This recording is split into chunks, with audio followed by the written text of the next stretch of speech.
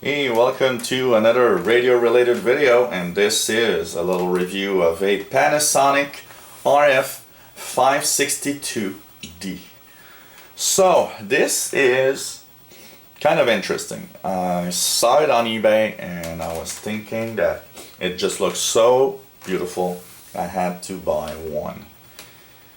It's a AM mediumwave FM shortwave analog receiver, but it has that great look of a 70s radio.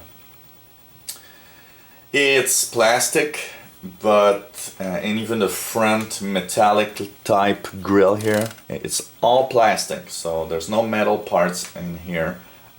If you're wondering if there's a chrome or a metal, this is plastic. But I must say it's very beautiful, even if it's plastic. Another kind of surprising thing about this radio is the fact that a company like Panasonic actually wants to make analog radios. I mean, for shortwave reception and all, digital is the way to go most of the time. But I must say, this radio has the great feel of the receivers that we had when we were, when I was young. Radios that were in the 80s or 70s. It's bigger than normal, though not really big. I can show a little comparison here. If we put the Degen D1103 right in front of it, you'll see that it's slightly bigger, but it's not that big either. So it's not something that's really incredible. The other thing here is the fact that it's wider than most radios and actually uses D cells for power. And I must say that's a great idea, because the D cells, I've put 2 alkaline D cells in this radio and they've lasted so long, even though I was listening to the radio every day. So it's a great feature of having such a long time radio listening. And that's cool, because if you're out somewhere in the middle of nowhere and you need a radio that works, you don't have the resource or the time to get batteries. So having a radio that will actually work for many weeks on the same batteries is a good feature. And it's also good for the environment, I must say. So this receiver is very basic. It's analog, so there's no double conversion or nothing in here. It's really a straightforward radio. It's very straightforward in the usage also. All you've got is that the display here on the top with the tuning dial, and here at the bottom is a volume control with the on-off switch. So on the right side you've got a little output for an outboard speaker or earphone, and so nothing on the left. And on the back you've got the battery compartment right here. You've got a band switch from FM, medium wave, and AM here in the back.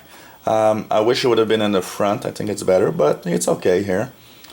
And you've got the telescopic antenna. Very simple design. You're looking for something that you won't, that's not too complicated, but that does catch all those stations like a regular receiver. This is a great radio. It's a little expensive, I must say, for a plastic radio that's analog. It's around $50 on eBay, so it's kind of a little expensive. I must say, $50. That is probably what will make a difference to many people. Buying a $50 analog radio or buying a $20 Texan R9012 that actually receives signals probably as good as this radio, but it's much cheaper and much smaller also to bring along everywhere. But if you're looking for a great radio, a great looking radio, and that's not too small, if you're looking for something really straightforward, cool radio, I must say, it's very nice. It comes with a kind of vinyl pouch that actually goes right over it and snaps, and I'll actually show you when I'll be testing the receiver. I'll actually have a video with the brown vinyl kind of envelope that snaps on it. And as far as reception, it's a great performer. Shortwave signals are coming in great on this radio. It's an amazingly sensitive radio. It's not too bad in the selectivity, so it's actually separates pretty well the signals. Where the problem is the fact that because the dial is very jammed-packed here, tuning and finding a signal, it's like in those 70s analog radios. Kind of really hard. So if you're trying to listen to a signal, you'll have to really slowly tune here. And one of the little drawbacks that doesn't help on the radio is the fact that there's a little you know, when you go left and right, there's kind of a little wobble that doesn't help the tuning.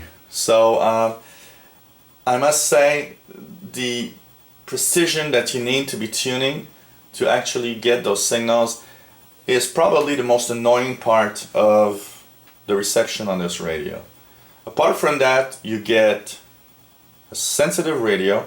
It receives really well just with telescopic antenna, shortwave signals.